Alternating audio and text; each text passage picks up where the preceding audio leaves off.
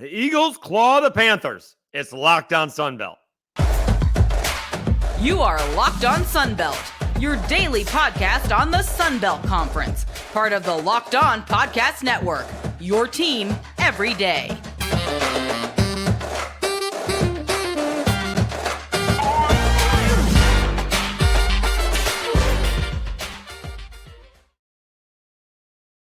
All right, welcome back to another edition of Locked On Sunbelt, your team every day. I'm your host, Dave Schultz. Quite a ball game on Thursday. We'll recap the Eagles' win over Georgia State in a really one-sided affair. We'll talk more about the Cajuns in South Alabama, and I do want to go into the JMU ODU ball game. I do tend to slant towards the West since I'm here in Lafayette, and that's not fair to our Eastern Division brethren. Who are all of them, a lot of them are having a great season. And tonight's ball game, obviously, in the East. Tonight's episode brought to you by Gametime. Download the Gametime app, create an account, and use code LOCKEDONCollege for $20 off your first purchase. All right, let's talk about this ball game that was not really close after the first quarter. Georgia Southern all over Georgia State, 44-27. I'm going to give it up to Georgia Southern. First of all, they had another tremendous crowd. I don't know what see if we can find the attendance here on the stats. It says almost 24,000, so not quite sold out. 23,389. I think their big game a few weeks ago was 27,000, but still, that's outstanding on a Thursday night, right? If it's a Saturday, maybe more people could come from Atlanta as well. And so a really good crowd for what was not a really good ball game, although probably thoroughly enjoyed by Georgia Southern fans.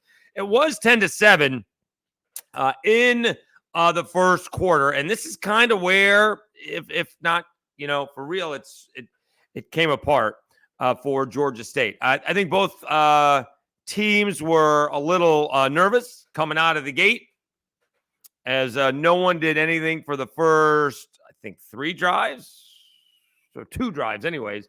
Georgia Southern does score on their second possession of the ball game. Davis Brin to Khalib Hood for a 24-yard touchdown, as Hood is having another fabulous season for the Panthers. And it's 7-0. All right, now Georgia State comes back. Marcus Carroll, 13-yard touchdown run, and it's a 7-7 ball game. Georgia Southern comes back, makes it 10-7. On a Michael Lance field goal, and that's basically as close as the game got, all right? And so what Georgia State is known for is this outstanding red zone defense. You can get into the red zone, you can move the ball on them, but boy, you get in that red zone, and all of a sudden you can't do anything, and you got to settle for field goals, and that's kind of what happened to Georgia State. It's the Georgia Southern defense is really the story of this ballgame. This game was filled with turnovers, right? Darren Granger had 3 turnovers himself, 2 interceptions and a fumble. Davis Brin had 2 turnovers himself, an interception and a fumble. And so, what was the difference in this ball game? Although the yardage doesn't say it. The yardage was, 452 for Georgia Southern, total yards 447 for Georgia State. But in the first half, Georgia State's drives, punt, touchdown, punt, interception. That was their drives. They had one nice 12-play, 83-yard drive, outstanding. Their first possession was a 6-play, 16-yard drive. After the touchdown drive, they went 3 and out. Then they went 3 and out, and they actually apparently got 1 first down on their next possession, but punted right after that. So they had 12 plays. Think about this. On their 1 touchdown drive, they had 12 plays. They ran 16 other plays in the half. 17 other plays with an interception at the end of the half. All right. That's not being real efficient. That is the Georgia Southern defense coming to play. And that's where we all thought, well, all meaning me, that Georgia State had the advantage, that they had the good defense. Georgia Southern's got a very good offense, but not necessarily known for their lockdown defense. It just doesn't, it hasn't happened yet, right? And, they didn't play well against JMU. And the defense actually played okay against Wisconsin. It was Davis Brin and company that kept turning the ball over. So they were doing okay. The defense was actually doing okay against Wisconsin until the Badgers got handed the ball a half a dozen times. So, but they gave up a bunch of yards. But in this one, they didn't. Not until the second half. Then they're missing field goals. They're getting touchdowns and, giving it up on downs and going back and forth. I mean, this is certainly not as consistent, but in the second half, Georgia State missed a field goal. They scored a touchdown, gave it up on downs, scored a touchdown, threw an interception, which was a pick six, scored a touchdown, and then fumbled. That's a crazy second half. They did not punt in the second half. That's crazy. Georgia State did not punt in the second half. In a ball game, they lost by 17. Don't usually see that to be the case. All right, to get into the statistics a little bit more, again, Davis Brin, 334 yards, 3 touchdowns, does throw 1 interception, a little bit sloppy in the end of the third quarter, beginning of the fourth. A 34-7 ball game became a 34-21 ball game. But after a field goal by Southern, Georgia State throws the pick six, and that was basically your ball game if it hadn't already been decided. Jalen White, a nice game on the ground, 25 carries, 116 yards, and a touchdown. Caleb Hood had 8 catches, 75 yards, but it was Cobb that had 2 catches for 100 yards and 1 score.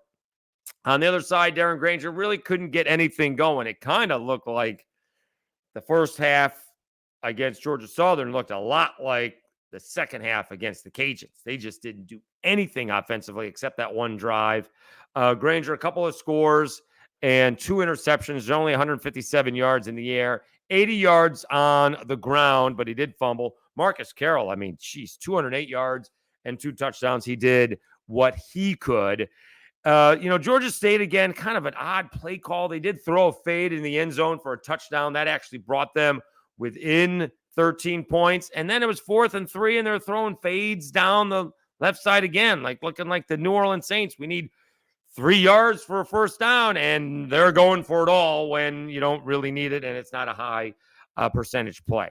There was one interesting decision by Sean Elliott. I'm not sure what the rationale is behind this. I know teams like to be a little bit more aggressive these days while going for 2.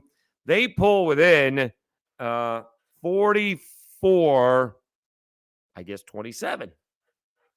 And if you kick it, it's now a 2-score game. That makes it an 18-point game. You go down 44-28. Get two touchdowns and 2 2-point conversions, and you've tied the game. Okay. Same thing goes if you make the 2-point conversion, obviously. But if you miss the 2-point conversion, now you're 3 scores down.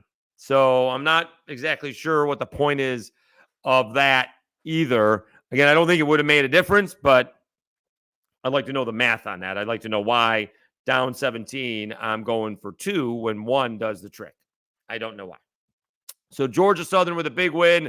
They're actually tied with ODU now in the Sun Belt's Eastern Division, second place, if you will, right behind JMU. ODU has JMU. We'll go over that ball game a little bit later on. Georgia State falls further behind. They are 3-2. Both teams 6-2, and both teams are going bowling this year. So congratulations to both teams. A heck of a win by Georgia Southern. They're having a heck of a year. Again, they've lost at JMU and at Wisconsin. All right. Nothing to be ashamed about in those ball games. And they've had some huge wins with big crowds in Statesboro. So that's looking like a lot of fun. All right. Let us take a timeout. When we come back, we'll talk more about the Cajuns going up against South Alabama. How do they slow down? What is the poison that you're picking against those right now, those high-flying South Alabama Jaguars? In the meantime, let me tell you about Gametime.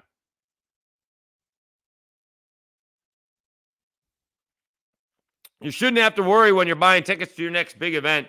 Gametime is the fast and easy way to buy tickets for all your sports, music, comedy, and theater events near you. With killer last-minute deals, all-in prices, views from your seat, and their best price guarantee. Gametime takes guesswork out of buying tickets. Gametime is the only ticketing app that gives you complete peace of mind with your purchase. See the view from your seat before you buy, so you know exactly what to expect when you arrive. Take the guesswork out of buying tickets with Gametime. Download the Gametime app, create an account, and use code LOCKEDONCollege for $20 off your first purchase. Terms apply. Again, create an account and redeem code LOCKEDONCOLLEGE, Locked On College, for $20 off. Download Gametime today. Last-minute tickets, lowest price guaranteed. All right, Dave Schultz, Locked On Sunbelt, your team every day. So one of the big matchups in the West are the Louisiana Ragin Cajuns heading to Mobile to take on South Alabama. Let's see if we go a little bit more in depth on this one. Again, it really has been an up and down season for South Alabama, whereas the Cajuns, right outside of Minnesota, right, they lost to Old Dominion on, the last possession of the game, and they lost to, they lost to Georgia State on the last possession of the game, and they basically beat Texas State on the last possession of the game. So as much as they are 4-3, they very well could be 6-1. I guess they could also be 3-4 if you want to look at it the other way. So if we break this down, let's see where we are stats-wise between these two teams. Again, they're about even. I guess we did this yesterday. They're about even, 448 to 425 offense in favor of the Jaguars. Jaguars a little bit better defensively, only giving up a little over 300 yards to 312 yards to the Cajuns, over 365 yards. Couple of big differences. Cajuns are a little bit more balanced. All right. They basically rush and pass for the same amount of yards. South Alabama will throw for more yards, 271 yards. They'll rush for 176. The thing is, LaDainian Webb is like the leading rushing touchdown scorer in the conference, and Colin Lacey is the leading receiver in the conference. How do you slow this down? Well, I had the voice of the Cajuns on my radio show on 103.3 The GOAT here in Lafayette, Sports Chat, 3 to 6 p.m. Download the GOAT app today. And Jay Walker said you got to start stopping the run. That's a good spot. You got to slow them down because Carter Bradley can get a little frustrated if things are not going his way. And in this case, the Cajuns have to start fast. They don't have to dominate. They just have to, keep up, if you will. If they do dominate, that's great for them. I mean, I don't think they will, but they need to keep up because if they fall behind like they have in the last two ball games, they may not be able to dig themselves out. They dug themselves out of a hole against Texas State. They dug themselves out of a hole against Georgia State. They did beat Texas State. They fell just short to the Bobcats. I mean, they could blink and be down 14-0, just like South Alabama was down 14-0 to JMU, and that ball game was, for all intents and purposes, over. And so they need to control the game with their running game, convert those third downs, which they did a good job, I think, on was it the first drive? They missed the field goal. Yeah. I think they did a good job of converting their third downs on the first drive against Georgia State, but they missed a field goal. And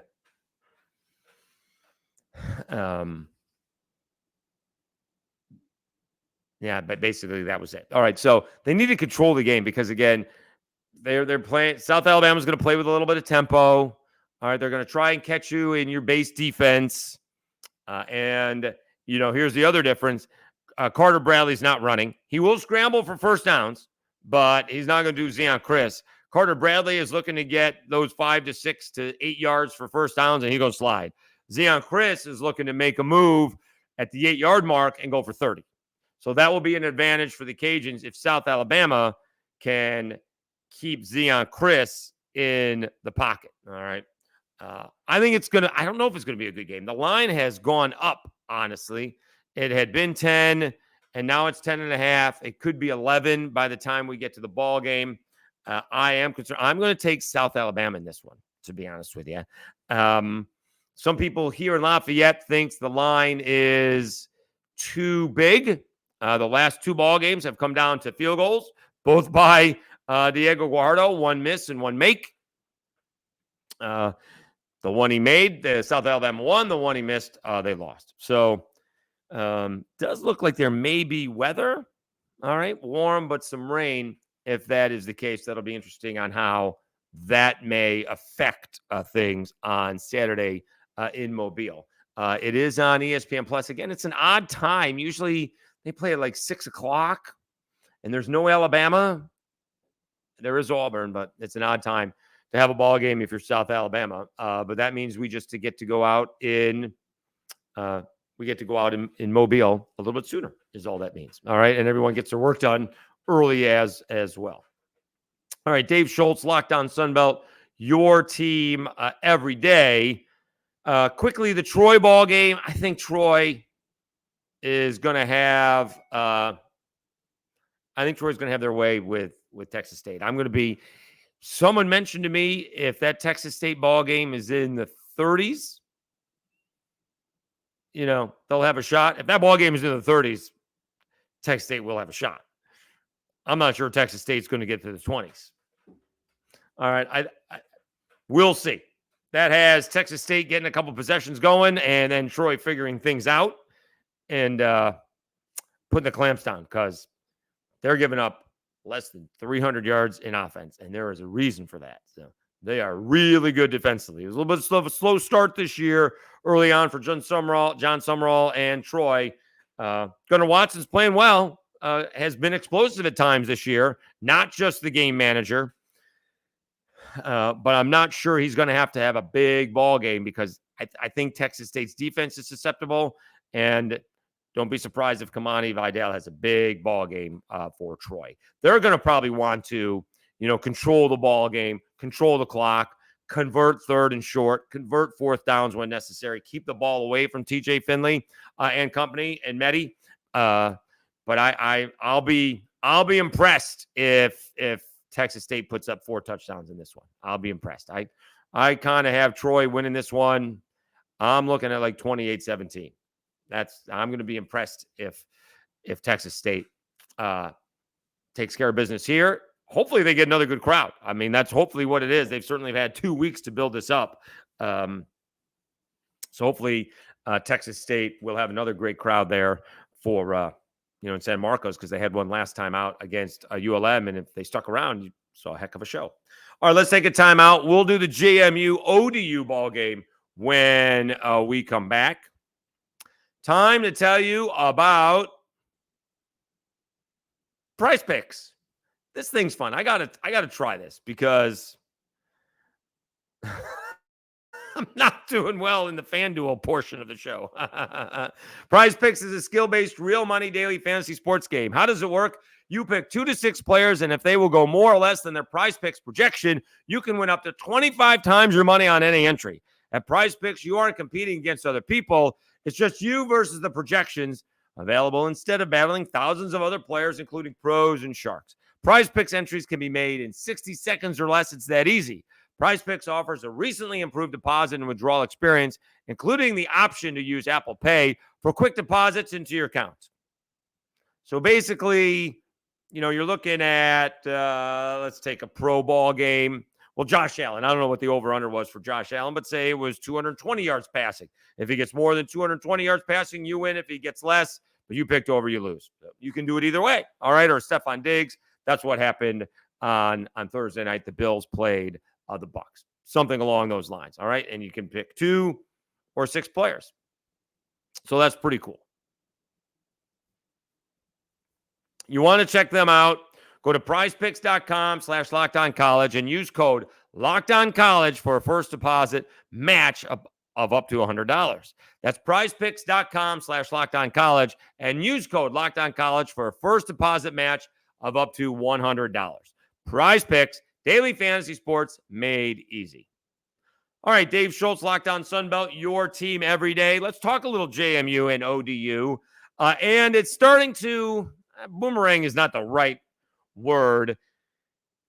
But just the reaction that I have gotten talking about JMU, no one in the Sun Belt or former conferences that JMU is in is feeling sorry for the Dukes. All right. I feel sorry for the Dukes. I think it's a stupid rule. I don't care what the rule was. If you're good enough to make it into a big time bowl game, then you're good enough to play in it. I don't understand it. They're not going undefeated by playing 7 FCS ball games and 5 FBS ball games. JMU has played 2 full seasons of FBS football. All right. They should qualify for a bowl game, a major bowl game, not playoff. They're not going to be a top 4 team this year. But they should be a New Year's 6-day bowl game. All right. But, the people around the Sun Belt and some of their, rivals don't want to hear it. Now, as Shane Mettlen mentioned, it really hasn't been JMU going out of their way to do this. It's been, Shane Mettlen has been going out of their way. It's the politicians trying to get some headlines. So we'll see if the ball has stopped. As far as JMU is concerned, it feels like the ball has stopped, but they're on national TV against ODU, and they're on national TV against Georgia State. So it's going to be 7 hours of why JMU should be playing a New Year's 6-day bowl game. All right. And if you don't think those powers to be, listen to ESPN. Ask who won the Heisman Trophy in 1997. All right. Think about that. All right. Not that I was disappointed in who won it, but that's how it happened. All right. So now looking at this ball game, can ODU, this is an odd line. Is it like 20 points? It's 20.5. JMU has won 2 ball games by more than 1 score outside of the Bucknell game. All right. They beat Virginia by 1, Troy by 2, Utah State by 7, South Alabama by 8. Now, they hammered Georgia Southern, admittedly, and they beat Marshall 20-9, and the game wasn't that close. Marshall's touchdown, in fact, both their points, one came on kickoff return, and the other was a safety. Do those count? Sure, but Marshall was never really threatening to put something in the end zone. So they have dominated their last 2 ball games by more than 1 score. All right. But 1, 2, 3, 4 games previously were all 1 score. ODU, for whatever you think of Old Dominion, all right, they did get hammered by Vodtech to begin the season, but they beat the Cajuns by 7, lost to Wake by 3, beat Texas A&M Commerce by 1. Marshall, they lost to by 6. They beat Southern Miss by 4, and they beat App State by 7. They don't get blown out. I'm going to be shocked if this is a blowout. All right. Now, maybe Kurt Segnetti takes the opportunity. We're on ESPNU. We got to show the country we deserve to be in a major bowl game. Maybe you start focusing on that, though, you lose the focus on ODU. All right. Also, it is a great matchup with the Russian. Kadarius Callaway, what did we say? Averaging how much? 11 carries. Did I get that right? 11.2 yards a carry. He's got 41 carries, 458 yards. 458 yards. Now, I guess a lot of that is the 236 yards, so it's a little skewed. The 236 yards he has against Marshall. Let me see the whole kit and caboodle here. Yeah. So that seems to be about it. That math, yeah. So he's got most of those. In fact, he doesn't carry the ball all that much. That's the thing. Even when he just has 104 yards against App and 93 against Southern Miss, 12 carries, 13 carries, but still he's got an 11-yard per carry average with the 21.5 that he had against Marshall. The thing is, James Madison only gives up, 36 yards a game on the ground? Yeah. So see what Callaway can do against that defense, because although they give up, 290 yards passing, they don't give up a thing running. And the passing yards come from everyone being behind. They got to throw it, and some of that defense is a little soft. Even think, if we want to go back, I would even think that, Davis Brin put up a couple of numbers because he did. He put up 271 yards passing. But, not much of that was when the game was on the line.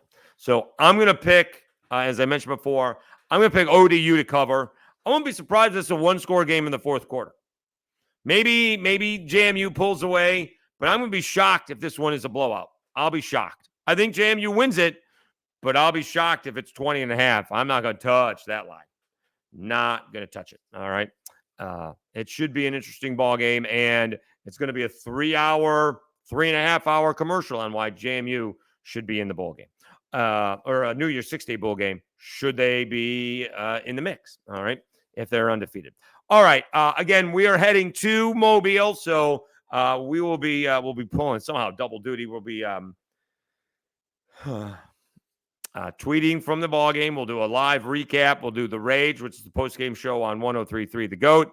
And I'm somehow going to get my producer, Lyndon, the highlights of the ball game from the radio broadcast. So this will be a lot of fun.